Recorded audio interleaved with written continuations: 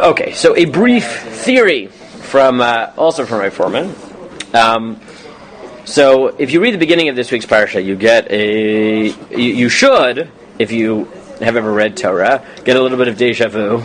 How does Bahar start? With what mitzvah? Shemitah. Good, and then it goes from Shemitah to... No, to Yovel. To Yovel, right? To Yovel. Now, if you're reading Yovel, so you get to Pasuk Ched, this is what it says. V'safarta lecha sheva shabtot. Now, if you just stop there, what does that sound like? Yeah, which is what Pasuk? The other one by Shemitah. People. Omer, thank you. Hello. Yes. Like that was last week. You know, this wasn't like a trick question. I figured. Right, like it should ring some bells, you know, especially if you daven upstairs ever, where they probably, you know, at least on more festive days, probably sing that really annoying, which drives me nuts, right, which is problematic for so many reasons, right? First of all, because it's a Shem Yichud, which in general Ashkenazim, you know, don't say, but the bigger problem with this one is that it claims that Sfiras Omer Bismana is Daraisa, which we Rov Rishonim think it's not, right? They think it's Derabanan. Well, there's no problems with that, but okay, fine. But there is this clear parallel, which obviously many people pick up on and build on, that you get. Yovel is, right, sounds very much like what holiday? Right? Shavuot. Shofar. The one that comes...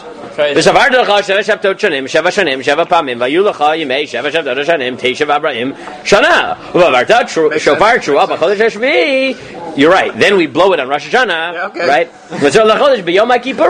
Very good. So,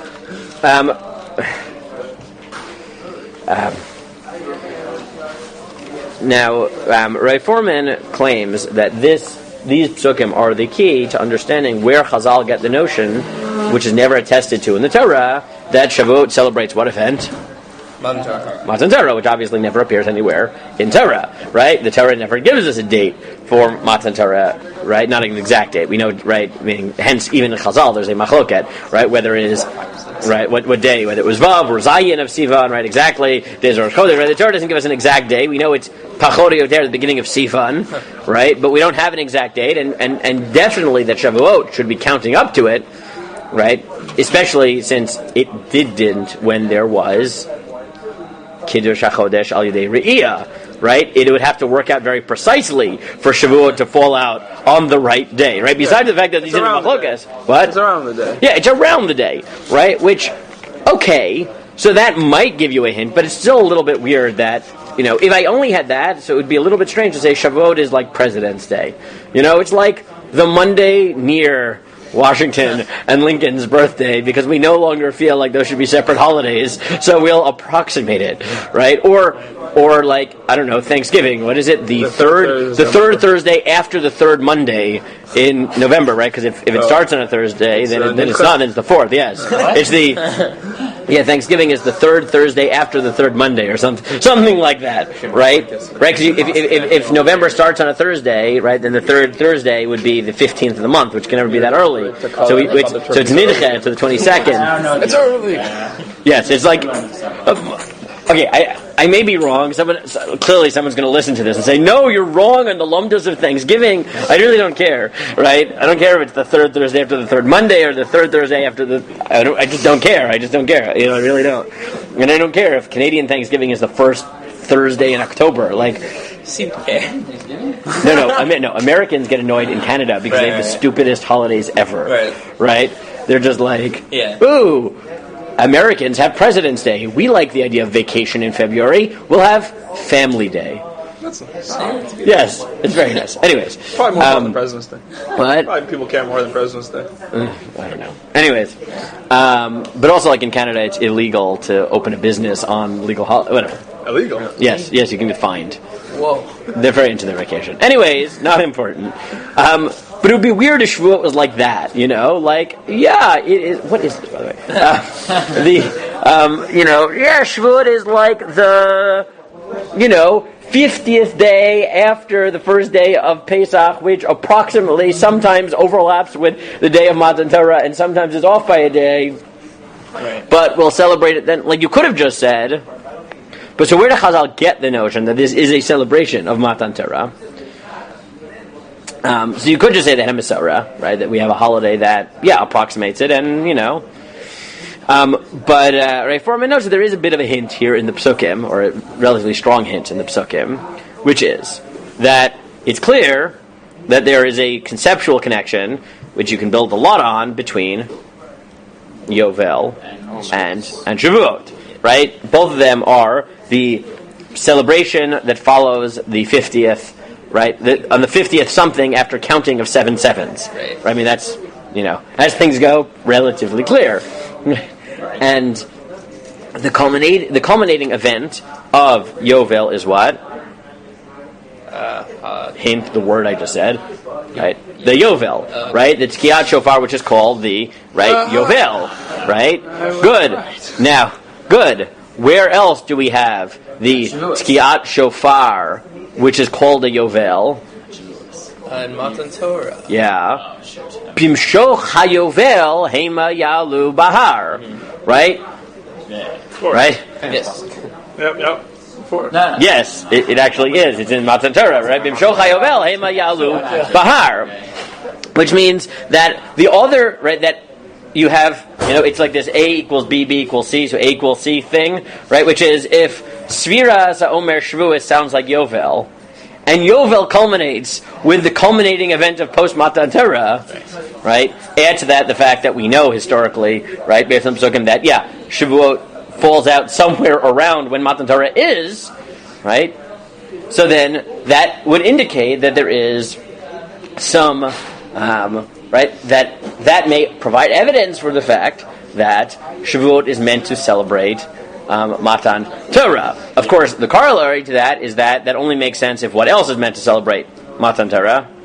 Yovel. In what sense is Yovel celebrating Matan Torah? Give everything back, just like it's new again.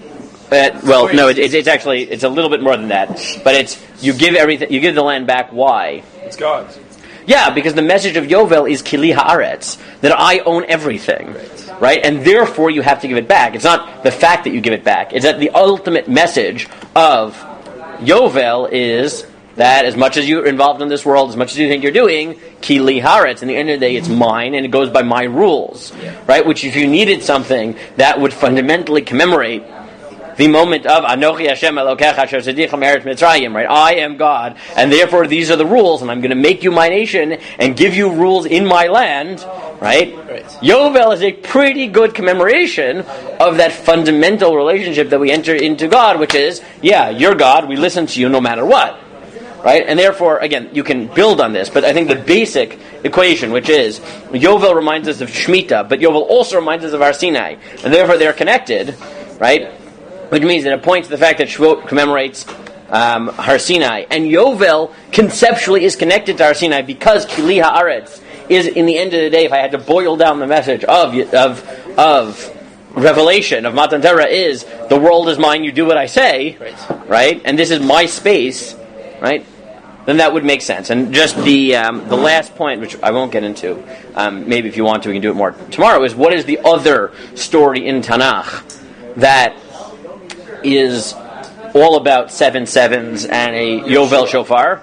Correct. Is the shrouding of Yericho 7 times, 7 days, going around 7 times and blowing the shofar, right? Which makes sense because if you wanted something which was the manifestation of Kili Haaretz, it's let me give you Eretz Yisrael. If the land is mine, I can give it to whoever I want. I can take it from them and give it to you. And if you want to deserve it, then every 50 years you better give it back, because the only reason God has the right, so to speak, to give it to the Jews is because he owns the land. If the Jews fail to recognize that God owns the land, then they don't get the right to take advantage of God's ownership to give them the land in the first place.